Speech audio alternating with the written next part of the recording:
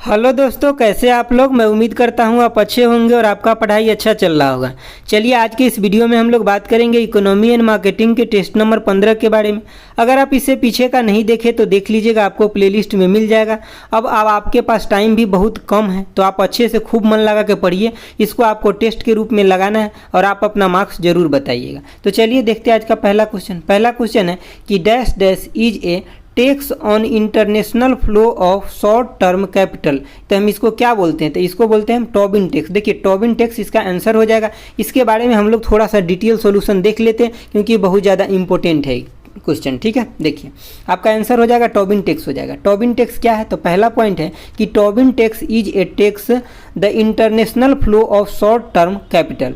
इसका मतलब क्या हुआ कि जो भी पैसा है, मनी है, इसका इंटरनेशनली लेवल पे बहुत हाई लेवल पे इसका क्या होता है, अनस्टेबल होता है, यानी कि फ्लो करता है। जैसे कि आप हॉट मनी सुनते हैं, यही हो जाएगा इसका एग्जाम्पल। ठीक है, इसके बारे में और पॉइंट देखते हैं। देखिए और पॉइंट क्या है कि टैक्स इंट्रोड्यूस बाई, तो किसके द्वारा था, एक इकोनॉमिस्ट थे, उन्हीं के द्वारा इंट्रोड्यूस किया गया था। उनका नाम क्या था, तो जेम्स टोबिन उनका नाम था। और कब इंट्रोड्यूस किया गया था, तो यानी कि 1972 में किया गया था। और किस रूप में किया गया था ये भी आपको याद रखना है, in the forms of currency transaction tax. Direct पूछा जाता है कि टोबिन टैक्स जो है वो किस फॉर्म में इंट्रोड्यूस हुआ था, तो करेंसी ट्रांजेक्शन टैक्स के रूप में इंट्रोड्यूस हुआ था। इसका एम क्या है, यानी कि लक्ष्य इसका क्या है, तो to discourage volatile short term capital flow.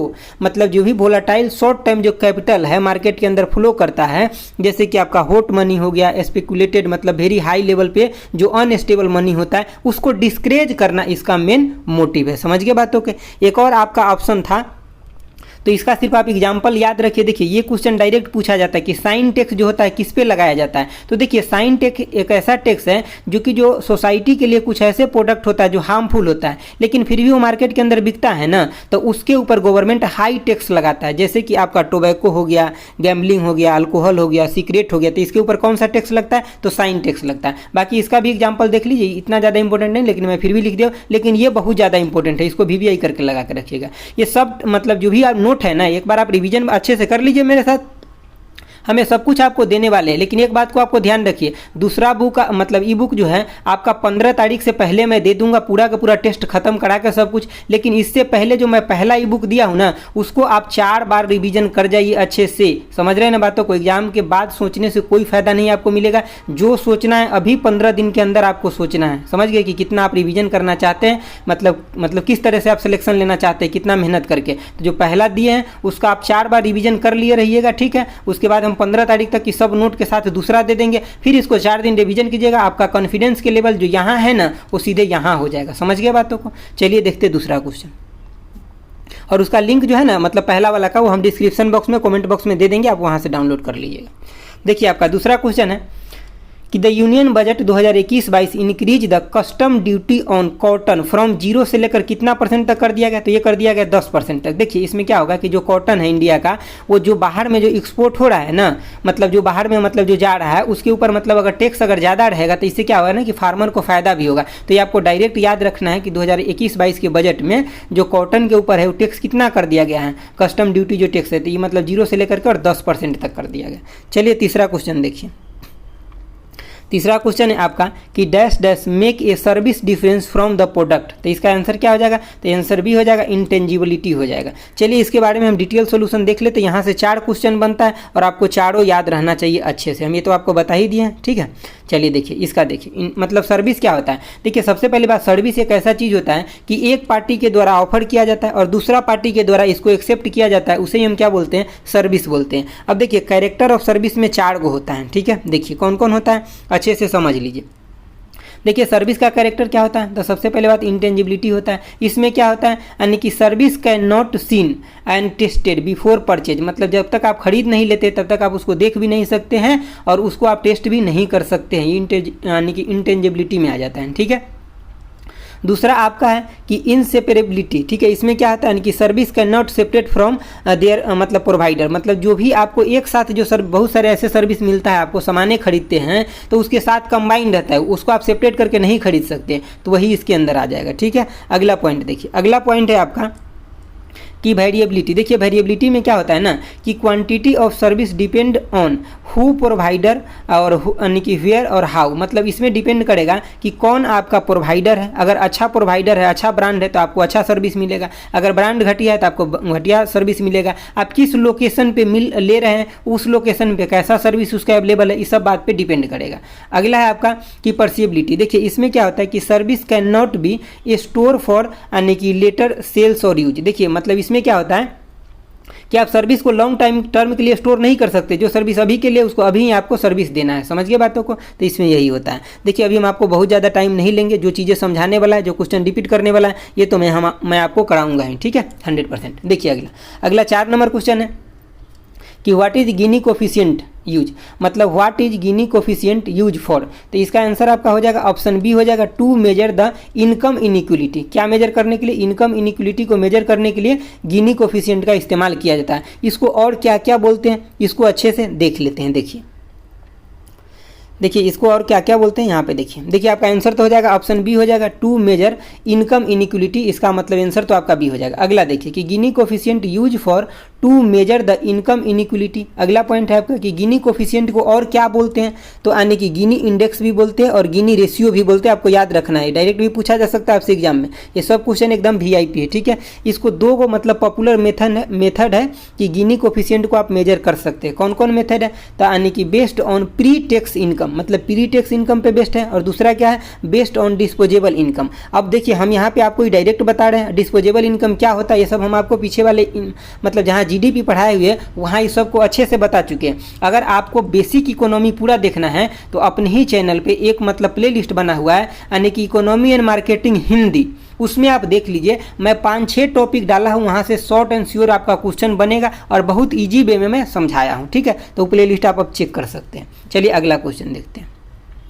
देखिए आपका अगला क्वेश्चन है क्वेश्चन नंबर 5। क्वेश्चन नंबर 5 कह रहा है कि which of the following indicate the distinction between the advertisement and publicity. देखिए एडवर्टाइजमेंट और पब्लिसिटी में डिफरेंस क्या होता है ये आपको बताना है। तो देखिए इसका आंसर हो जाएगा आपका ऑप्शन सी हो जाएगा कि एडवर्टाइजमेंट, यानी कि एडवर्टाइजमेंट जो होता है, advertising is a paid forms of communication, but जो मतलब आपका पब्लिसिटी होता है ये पेड फॉर्म नहीं होता है कम्युनिकेशन का। जैसे कि आप देखते हैं बड़े बड़े एक्टर अगर किसी भी चीज़ को प्रचार करता है तो एक तरीके से क्या कर रहा है, पब्लिक के साथ कम्युनिकेट कर रहा है, तो वो कैसा है, पेड है, समझ गए, किसी कंपनी के द्वारा चलाया जाता है। लेकिन पब्लिसिटी ऐसा नहीं होता। देखते ना किसी को रातें रात पूरा पब्लिसिटी मिल जाता है, तो उसमें पेड नहीं होता, वो अनपेड होता है, समझ गए, लोगों के द्वारा उसे मतलब प्रोत्साहित किया जाता है। देखिए इसके बारे में थोड़ा हम आपको डिफरेंस दिखा देते हैं ताकि आपको अगला कोई क्वेश्चन मिले तो आपको बेटर एक अंडरस्टैंडिंग रहे इसके ऊपर। देखिए advertising is a paid forms of communication, जबकि publicity is not a paid form of communication. इस दोनों के बीच में डिफरेंस क्या होता है, 2-3 लाइन इसके बारे में देखिए यानी कि paid promotion done by the company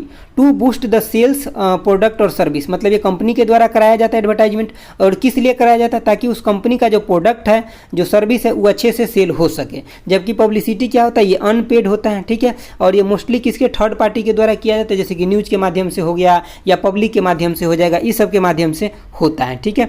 अगला पॉइंट देखिए, अगला है कि इसको कंट्रोल कौन करता है, तो कंपनी कंट्रोल कर सकता है। जो कंपनी एडवर्टाइजमेंट करवाता है वो रोक भी सकता है, लेकिन पब्लिसिटी में ऐसा नहीं है। कितने लोग को रोकिएगा, एक दूसरे को लोग बता रहा है, तो पब्लिसिटी में आप ऐसा रोक नहीं सकते हैं। इसमें क्या होता है, एडवर्टाइजमेंट में टारगेट होता है, जो भी कंपनी है वो अपना एडवर्टाइजमेंट टारगेट करके कराता है कि हमें ये एडवर्टाइजमेंट किसको दिखाना है, समझ गए बातों को ना। जैसे कि सपोज कीजिए कोई मतलब ऐसा प्रोडक्ट है जो कि मतलब फार्मर के लिए है या चिल्ड्रन के लिए है, स्कूली बच्चों के लिए, तो उसी मतलब ऑडियंस को टारगेट करेगा एडवर्टाइजमेंट में, समझ गया। लेकिन पब्लिसिटी में ऐसा नहीं होता, पब्लिसिटी में सब कुछ चलता है पब्लिक के बीच में ही रहता है, ठीक है। इसका पॉजिटिव इंपैक्ट होता है, जो एडवर्टाइजमेंट होता है, कोई भी कंपनी एडवर्टाइजमेंट करता है तो इस ढंग से डिजाइन करता है ना कि इसका पॉजिटिव इंपैक्ट पड़े किसके ऊपर, कस्टमर के ऊपर। लेकिन इसमें क्या होता है, पब्लिसिटी में दोनों हो सकता है, कई बार पॉजिटिव भी न्यूज़ फैल जाता है, कई बार नेगेटिव न्यूज़ भी फैल जाता है, समझ गए बातों को। चलिए अगला क्वेश्चन देखते हैं। देखिए अगला क्वेश्चन है आपका क्वेश्चन नंबर 6। दोस्तों आपको विश्वास नहीं होगा, जब से आपका एग्जाम का डेट कल से आया है, आपके लिए मैं पूरा का पूरा मेहनत कर रहा हूँ, समझ रहे हैं। आज मतलब अभी 10 बज रहा है, मैं रिकॉर्ड कर रहा हूँ, सुबह से सारा क्वेश्चन तैयार करके पूरा सॉल्यूशन हाथ से लिख करके समझ करके उसके बाद आपको प्रोवाइड कर रहा हूँ। मतलब आपके लिए मैं पूरा मेहनत कर रहा हूँ अच्छे से, समझ गए। तो आप भी अपना मेहनत पूरा अच्छे से कीजिए और 2-3 बार जो क्वेश्चन दिया हूँ उसको खूब मन लगा के रिवाइज कीजिए। एग्जाम के बाद आप हमें थैंक्स बोलने वाले हैं, इस बात की हमें पूरा विश्वास है, ठीक है, क्योंकि जितना मेहनत मैं आपके लिए किया हूँ। देखिए अगला क्वेश्चन 6 नंबर क्या कह रहा है कि who among the following formulated the monetary policy in India. समझ गए बातों को। तो इसमें मतलब इसको कौन फॉर्मुलेट करता है, तो रिजर्व बैंक ऑफ इंडिया हो जाएगा। रिजर्व बैंक ऑफ इंडिया के बारे में जो भी 4-5 पॉइंट है उसको आपको एकदम अच्छे से याद रखना है। यहाँ से क्वेश्चन आपको सीधे सीधे बनेगा। देखिए डायरेक्ट क्वेश्चन पूछा जाता है कि मॉनेटरी पॉलिसी को कंट्रोल किसके द्वारा किया जाता है, तो आपका सीधे हो जाएगा आंसर आरबीआई हो जाएगा। अगला है आपका यानी कि it management of supply of money, money को सप्लाई को कौन मैनेज करता है, तो आरबीआई के द्वारा किया जाता है। उसके द्वारा क्या होता है, तो वो कंट्रोल करते हैं मनी सप्लाई को। उसके बाद इन्फ्लेशन रेट होता है उसको भी कंट्रोल करते हैं। कंजम्पशन, ग्रोथ, लिक्विडिटी सबको कंट्रोल कौन करता है, तो आरबीआई के द्वारा ही किया जाता है। ठीक है। अगला देखिए अगला पॉइंट है आपका कि जो भी यानी कि RBI reserve bank of India कौन से एक्ट के द्वारा स्थापना हुआ था, तो 1934। इसका फाउंडेशन मतलब कब हुआ था, तो 1 अप्रैल 1935 को हुआ था। कहाँ हुआ था ये इंपॉर्टेंट है, कोलकाता में हुआ था। ठीक है। किसके रिकमेंडेशन पे, तो हिल्टन यंग कमीशन के रिकमेंडेशन पे हुआ था। इसका नेशनलाइजेशन कब हुआ था, तो ये हुआ था 1 जनवरी 1949 को हुआ था। दोस्तों मैं एक क्वेश्चन देखा हूँ मतलब पहले प्रीवियस ईयर में पूछा था उसका नेशनलाइजेशन, और ये दोनों के दोनों ऑप्शन में था। आधे लोग ना ये लगा करके आ गए, समझ गए बातों को। इसीलिए हम दोनों डेट आपको एक जगह दिए, ध्यान रखना है। पहला वाला जो हुआ था 1 अप्रैल 1935 और नेशनलाइजेशन हुआ 1 जनवरी 1949। अभी 25वें नंबर के गवर्नर कौन है, तो ये है आपका शक्तिकांत दास। 24वें नंबर के जो गवर्नर थे उनके टाइम में डिमोनेटाइजेशन हुआ था, तो ये भी पूछा जाता है, ये आपको याद रखना है उर्जित पटेल जी। ठीक है। और यहाँ से आपको एक चीज हमें बताना है कि CRR का फुल फॉर्म बताइए और SLR का फुल फॉर्म बताइए। SLR के फुल फॉर्म आप मेनली हमें बताइए, CRR का तो सबको पता होता है, SLR का हमें लिख के बताइए, देखते हैं कितने लोगों को आता है। ठीक है। चलिए देखिए आपको नेट से सर्च नहीं करना है। ठीक है। देखिए अगला क्वेश्चन है, अगला क्वेश्चन है कि dash dash are low quality imitation of original goods, तो हम इसको क्या बोलते हैं, तो काउंटर फीट गुड बोलते हैं। देखिए आप कई बार देखते हैं मार्केट के अंदर कि एक अच्छा ब्रांड होता है, उसके बदले एक फर्जी प्रोडक्ट भी मार्केट के अंदर आ जाता है, तो हम उसको क्या बोलते हैं, काउंटर फीट प्रोडक्ट बोलते हैं। और देखिए यहाँ पे थोड़ा सा डिफरेंस है काउंटर फीट में और ऑथेंटिक प्रोडक्ट में। ये आप देखिए कई बार आप लोग जब प्रोडक्ट खरीदते हैं तो मतलब वहाँ लिखा रहता है ऑथेंटिक प्रोडक्ट, तो आप समझते हैं कि ओरिजिनल प्रोडक्ट है। नहीं, ऑथेंटिक का मतलब ओरिजिनल नहीं होता है, आज आपको पता चलेगा। देखिए सबसे पहली बात काउंटर फीट प्रोडक्ट क्या होता है, यानी कि लो quality imitation of original goods called counter feet, मतलब जो ओरिजिनल है उसी के बदले एगो मतलब फोटो कॉपी बना लेता है, समझिए ऐसा। ठीक है। जीरोक्स बना लेता है, उसको काउंटर फीट बोलते हैं। अगला पॉइंट है आपका कि counter feet product inferior quality, बिल्कुल भाई ये सस्ता में मिलेगा तो इन्फीरियर ही होगा ना, मतलब घटिया होगा। ठीक है। और अनऑथराइज होता है, मतलब इसको ऑथराइज कहीं से नहीं मिला रहता है, ये अपने आप बनाने लगता है, कोई भी पर्सन के द्वारा बन जाता है। ठीक है। ऑथेंटिक प्रोडक्ट में देखिए ये क्या होता है कि ये होता है जेन्यून, ठीक है, जेन्यून और रिलिएबल प्रोडक्ट होता है। That can equivalent to original but not original. Authentic product जो होता है ओरिजिनल नहीं होता है। ठीक है। जैसे कि आप कई बार ऑनलाइन शॉपिंग करते हैं तो वहाँ पे दिखाता है प्रोडक्ट इज ऑथेंटिक, ठीक है, और आप सोचते हैं कि ओरिजिनल प्रोडक्ट है और उस पर बहुत ज़्यादा ऑफर चलते रहता है। नहीं, वो ओरिजिनल प्रोडक्ट नहीं है, समझ गए ना, वो ऑथेंटिक प्रोडक्ट है, मतलब ओरिजिनल के जैसा है, इक्विवेलेंट है, लेकिन ओरिजिनल वो नहीं है। समझ गए बातों को। देखिए मतलब इसका अगर हम एग्जाम्पल के लिए आपको बताएं तो जैसे कि देखते हैं ना छोटे छोटे दुकान जो होता है वहाँ पे मतलब लोकेशन मतलब लोकल एरिया में, तो वहाँ पे भी मतलब जेन्युइन मतलब यही ऑथेंटिक प्रोडक्ट आपको दिया जाता है और बोला जाता है क्या ओरिजिनल प्रोडक्ट है। ठीक है। ऑनलाइन स्टोर पर भी ये चीज़ें मिलता है आपका। ठीक है। चलिए अगला देखिए, अगला है आपका, देखिए आपका क्वेश्चन नंबर 8 क्या कह रहा है, कह रहा है दीनदयाल उपाध्याय ग्राम ज्योति योजना हैज रिप्लेस्ड एग्जिस्टिंग, तो मतलब किसको रिप्लेस करके ये बनाया गया, तो इसका ऑप्शन आपका ए हो जाएगा, राजीव गांधी ग्रामीण विद्युतीकरणीय योजना को रिप्लेस करके ये बनाया गया है। इसके बारे में एक दो लाइन सोल्यूशन देख लेते क्या क्या इंपॉर्टेंट है। ठीक है। देखिए सबसे पहली बात कि रिप्लेस किसको किया गया ये आपको याद रखना है, तो मैं बता दी हूँ। अगला पॉइंट देखिए, अगला पॉइंट है कि it is a government of India scheme, ये गवर्नमेंट ऑफ इंडिया का स्कीम है। ठीक है। To provide continuous power supply in rural area, मतलब ग्रामीण क्षेत्र में जो है ना, मतलब वहाँ पे क्या किया जाएगा कि कंटिन्यूअस पावर सप्लाई किया जाएगा। अगला पॉइंट देखिए, अगला पॉइंट है आपका कि अंडर दिस स्कीम गवर्नमेंट ने अच्छा खासा इस पर पैसा भी खर्च किया है। ठीक है। तो कितना पैसा खर्च किया गया, तो 756 बिलियन रुपया इस पर खर्च किया है। किस लिए, तो जो ग्रामीण क्षेत्र है वहाँ पे अच्छे से इलेक्ट्रिफिकेशन करने के लिए। इसको लंच कब किया गया था, इसको लंच किया गया था आपका 2015 में, इसको लंच किया गया था, यानी कि मोदी जी के सरकार में लंच हुआ था। चलिए अगला क्वेश्चन देखते हैं। देखिए आपका 9 नंबर क्वेश्चन कह रहा है कि which bank has tag line, मतलब हम आपको एक टैग लाइन का वीडियो दिए हैं, बहुत अच्छा वीडियो दिए, उसको आपको अच्छे से देख ही लेना है हर हालात में। ठीक है। मतलब किसका ये टैग लाइन है कि लेट्स मेक यानी कि मनी सिंपल, किसका टैग लाइन है, तो ये हो जाएगा आपका ऑप्शन डी हो जाएगा, कोटक महिंद्रा बैंक का है। बाकी ऑप्शन है ये भी इंपॉर्टेंट है, इसके बारे में भी हम लोग देख लेते हैं। देखिए सबसे पहली बात आपका आंसर तो हो जाएगा यानी कि कोटक महिंद्रा हो जाएगा, ठीक है। इसका मतलब जो टैगलाइन है क्या है, तो लेट्स मेक मनी सिंपल है, ठीक है। इसका हेडक्वार्टर कहाँ है ये भी आपको याद रखना है। तो देखिए मैक्सिमम जो बैंक का हेडक्वार्टर है ना वो मुंबई में है, ठीक है। अब देखिए यहाँ पे आपका ये भी एक ऑप्शन में था, इसका टैगलाइन क्या है, तो इसका स्मार्ट वे बैंकिंग है। इसका मतलब हेडक्वार्टर कहाँ है, तो इंपॉर्टेंट है तमिलनाडु में, ठीक है। अगला आपका है कि IDFC है बैंक, तो ये मतलब इसका टैगलाइन क्या है, तो इसका है यानी कि बैंकिंग हेड्स, ठीक है। इसका हेडक्वार्टर कहाँ है, तो इसका मुंबई में इसका हेडक्वार्टर है। अगर IDBI का पूछ ले तो ये इंपॉर्टेंट हो जाता है, इसके बारे में पूछा जाता है बराबर एग्जाम में, ठीक है। तो इसका हेडक्वार्टर का है मुंबई में और इसका ये प्राइवेट बैंक है, इसका 2-3 गो टैगलाइन है, ठीक है। तो 2 मैं यहाँ पे लिख दिया जो इंपॉर्टेंट था। पहला आपका कि बैंकिंग फॉर ऑल है, दूसरा है बैंक ऐसा दोस्त जैसा, ये हमको ज़्यादा इंपॉर्टेंट लग रहा है, इसको आप याद रखिएगा क्योंकि इस तरीके का जो सिंपल सेंटेंस होता है ना एग्जाम में बार बार पूछा जाता है। चलिए अगला क्वेश्चन देखते हैं। अगला क्वेश्चन है आपका 10 नंबर। देखिए 10 नंबर क्वेश्चन का रहा है कि रियल GDP स्टैंड फॉर, तो रियल GDP को मतलब हम और किस नाम से जानते हैं ये आपको बताना है। तो देखिए इसका आंसर आपका ऑप्शन ए हो जाएगा, GDP calculated on the base year price, ठीक है। अब GDP को हम 2 मतलब टाइप से कैलकुलेट करते हैं, कौन कौन टाइप है ये हम आपको दिखा देते हैं। और ये GDP अच्छे से पढ़ने के लिए आपको वहीं पे चले जाना है प्लेलिस्ट में, ठीक है। देखिए GDP को जो हम कैलकुलेट करते हैं कौन कौन बेसिस पे करते हैं, तो अगर हम करेंट बेसिस पे करेंट प्राइस के बेसिस पे करते हैं तो हम उसको क्या बोलते हैं, नॉमिनल GDP बोलते हैं। क्या बोलते हैं, नॉमिनल GDP। लेकिन अगर हम इसको मतलब जैसे कि जो बेस प्राइस पे करते हैं तो हम उसको क्या बोलते हैं, रियल GDP बोलते हैं। समझ गए बातों को, तो ये दोनों हमको याद रखना है। अभी आपसे क्या पूछा गया था, तो ये पूछा गया था बेस प्राइस पे जो करते हैं ये पूछा गया था, ठीक है। तो यही यानी कि calculate on the base year, ठीक है। तो ये आपका आंसर हो जाएगा, तो इस पे हो जाएगा। चलिए अगला देखते हैं। अगला आपका क्वेश्चन नंबर 11। देखिए 11 नंबर क्वेश्चन क्या है, बहुत अच्छा क्वेश्चन है, इसको समझना है आपको। कह रहा है कि dash dash is a illegal act of setting prices low in attempt to eliminate the competition. देखिए बहुत सारा कंपनी ऐसा होता है कि सपोज कीजिए उसका प्रोडक्ट अगर 10 रुपया का उसको बनाने में खर्च लगा ना, तो वो स्टार्टिंग में 8 रुपया में बेचना शुरू कर देगा, घाटा लगा करके। क्यों घाटा लगा के बेच रहा है, ताकि जो कंपनी मार्केट के अंदर और है ना वो कंपनी बाहर चल जाए मार्केट से अंदर, क्योंकि दूसरा कंपनी अगर घाटा लगा के नहीं बेचेगा तो उसको क्या करना पड़ेगा, बाहर जाना पड़ेगा। अब जब ये बाहर मतलब जो इसका कंपटीटर था ये बाहर चल जाएगा तो इसके बाद क्या होगा, ये अपने आप को फिर से प्राइस अपना लेवल पे लेकर के आ जाएगा। तो ये इसका एगो फंडा होता है, लेकिन ये इलीगल है। समझ गए बातों को ना, ये लीगल नहीं है, ये इंडिया के अंदर लीगल नहीं। तो इसको हम क्या बोलते हैं, तो इसका आंसर हो जाएगा आपका ऑप्शन सी हो जाएगा, यानी कि प्रीडेटरी प्राइसिंग हो जाएगा, ठीक है। तो ये हम आपको पीछे वाले वीडियो में हम आपको सोल्यूशन के साथ समझाए थे, तो इसीलिए यहाँ पे हम आपको सोल्यूशन ज़्यादा नहीं दिए हैं, ठीक है। चलिए अगला क्वेश्चन देखते हैं।